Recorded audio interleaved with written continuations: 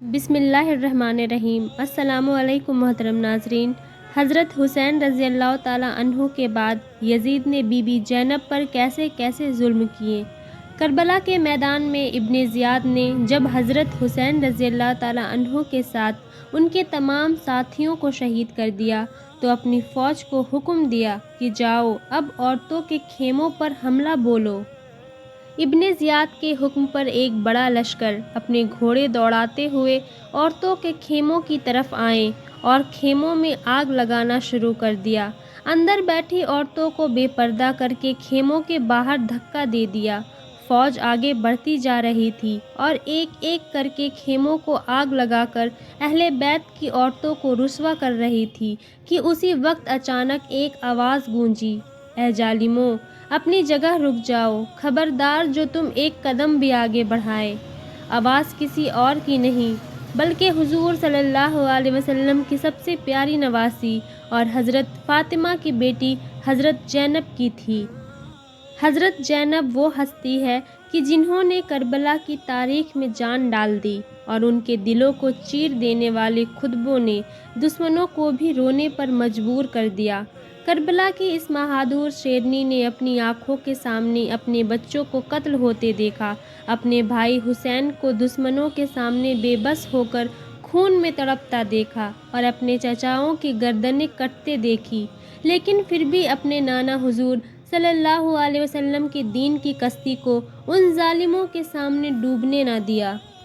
حضرت زینب کی پیدائش 5 ہجری میں ہوئی اور خود حضور صلی اللہ علیہ وسلم نے آپ کا نام زینب رکھا کہ جس کا مطلب ہوتا ہے کہ ایک باپ کا سب سے قیمتی تحفہ۔ حضرت زینب حقیقت میں اپنے والد حضرت علی کا ایک قیمتی تحفہ تھی اور ہم سبھی تک دین پہنچانے میں انہوں نے جو رول ادا کیا ہے اسے تاریخ کبھی نہیں بھول سکتی۔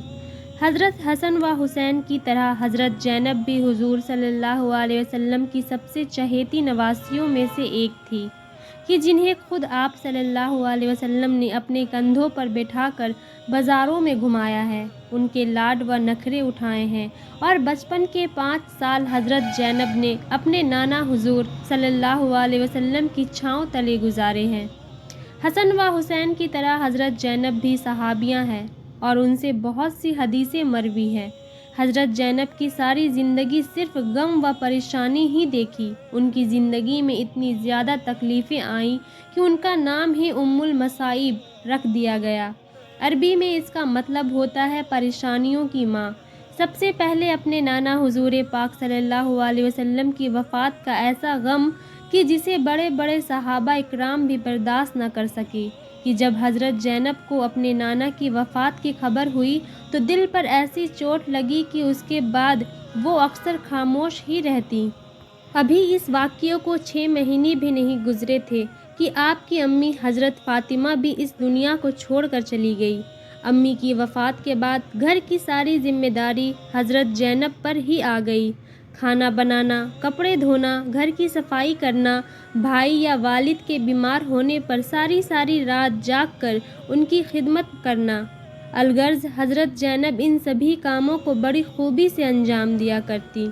امی کی وفات کا غم ابھی ٹھنڈا نہیں ہوا تھا کہ اچانک ایک اور مصیبت آ پڑی۔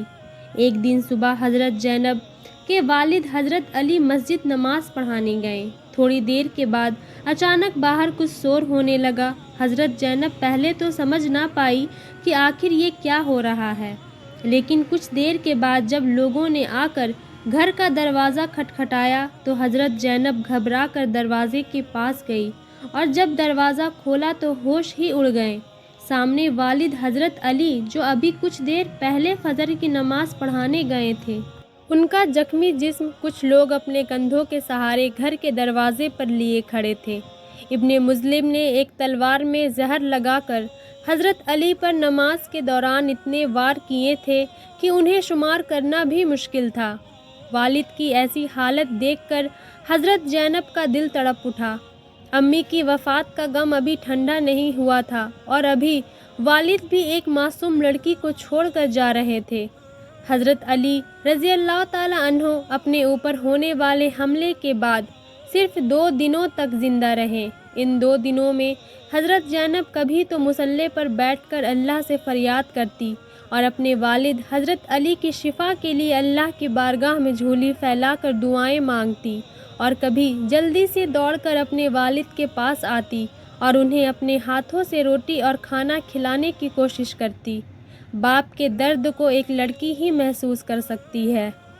دوستو، وہ کیا منظر ہوتا ہوگا کہ جب حضرت علی زخموں سے چور ہو کر بستر پر تڑپتے ہوں گے اور گھر میں موجود ان کی یہ پیاری سی بچی بی بی زینب دوڑ دوڑ کر اپنے والد کی خدمت کرتی ہوں گی اور دل ہی دل اللہ سے فریاد کر رہی ہوں گی کہ اے اللہ، میرے بابا کو صحیح کر دو، میرا ایک ہی تو سہارا ہے، کیا وہ بھی آپ مجھ سے چھین لیں گے؟ لیکن قدرت کو تو کچھ اور ہی منظور تھا، اور دنیا کو دکھانا تھا کہ اے لوگو، یہ اہل بیت ہے، میں جس سے سب سے زیادہ محبت کرتا ہوں اسے دنیا میں سب سے زیادہ تکلیفیں دیتا ہوں۔ اس لیے ابھی 2 دن بھی نہ گزرے کہ والد حضرت علی نے بھی بیٹی زینب کی آنکھوں کے سامنے دم توڑ دیا، اور یہ معصوم بیٹی اندر ہی اندر آنسوؤں کے گھونٹ پی کر رہ گئی۔ اب حضرت زینب کے پاس صرف اپنے بھائی ہی تھے کہ جنہیں دیکھ کر وہ اپنے دل کو دلاسا دیتی کہ اے زینب، پریشان نہ ہو، تمہارے ماں باپ نہیں تو کیا ہوا، اللہ نے تمہیں سچی محبت کرنے والے بھائی دیے ہیں، وہی تمہارے لیے کافی ہے۔ لیکن شاید اس معصوم بہن کو نہیں پتا تھا کہ کبھی زمانہ ایک اور کروٹ بدلے گا اور یہ ظالم دنیا اس بہن سے اس کے بھائیوں کو بھی چھین لے گی۔ وقت گزرتا گیا، آخر ایک وہ دن بھی آ گیا کہ جس رات حضرت حسن رضی اللہ تعالیٰ عنہ کو زہر دیا گیا۔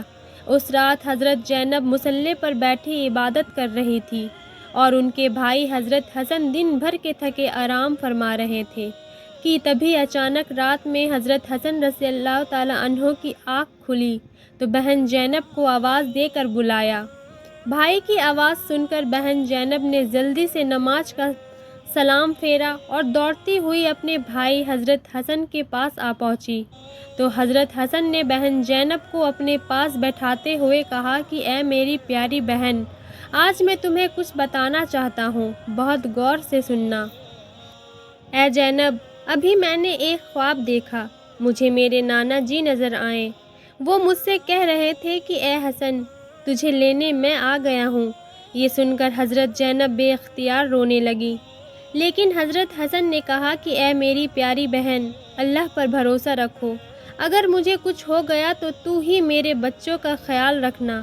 پھر حضرت حسن نے فرمایا کہ اے زینب، مجھے پیاس لگ رہی ہے، اس لیے جاؤ اور گھڑے سے میرے لیے پانی لے آؤ۔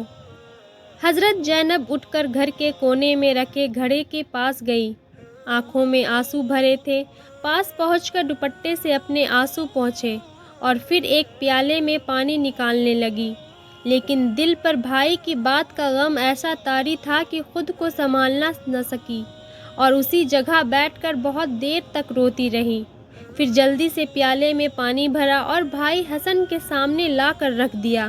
دوستو، یہ وہی گھڑا تھا کہ جس میں دشمنوں نے حضرت حسن کو شہید کرنے کے لیے زہر ملایا تھا، اور وہ زہر اتنا تیز تھا کہ حضرت حسن نے جیسے ہی اس پیالے کا پانی پیا تو پہلے تو کچھ محسوس نہ ہوا، لیکن تھوڑی دیر کے بعد اچانک خون کی الٹیاں ہونے لگیں، اور پھر دیکھتے ہی دیکھتے حضرت حسن کی طبیعت ایسی خراب ہوئی کہ ان کا چہرہ زہر کے اثر سے ہرا پڑ گیا۔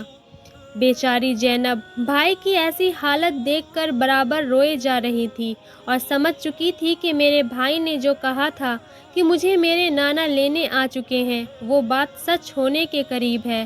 بھائی حسن کی وفات کے بعد بہن زینب نے وہ منظر بھی دیکھا کہ کیسے بنو امیہ والے تلوار لے کر نکل آئے تھے اور حضرت حسن کو ان کے نانا کے بغل میں دفن ہونے سے روک رہے تھے۔ بنو امیہ والوں نے کہہ دیا تھا کہ اگر حسن کی قبر حضور صلی اللہ علیہ وسلم کے پاس بنائی گئی تو ہم اپنی تلواروں سے خون کی ندیاں بہا دیں گے، کیونکہ جب ہمارے خاندان کے ایک فرد حضرت عثمان کو اس جگہ دفن نہیں ہونے دیا گیا تو ہم حضرت حسن کو بھی یہاں دفن نہیں ہونے دیں گے۔ یہ منظر دیکھ کر حضرت ابو ہریرہ نے ایک اونچی جگہ کھڑے ہو کر کہا کہ اے لوگو، تم کیسے ظالم ہو کہ نبی کے نواسے کو بھی ان کے نانا کے بغل میں دفن ہونے سے روکتے ہو۔ حضرت زینب کھڑی یہ سب کچھ دیکھ رہی تھی اور دل ہی دل میں سوچ رہی ہوں گی کہ یہ دنیا والے ہم اہل بیت کو کتنی تکلیفیں دیں گے۔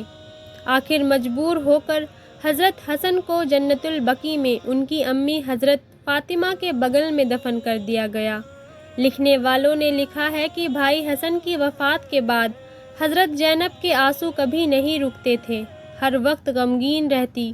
وہ اتنی عبادت گزار تھی کہ کبھی ان کی تہجد کی نماز بھی نہ چھوٹی، کوئی بھی رات ان کی عبادت سے خالی نہ گزرتی۔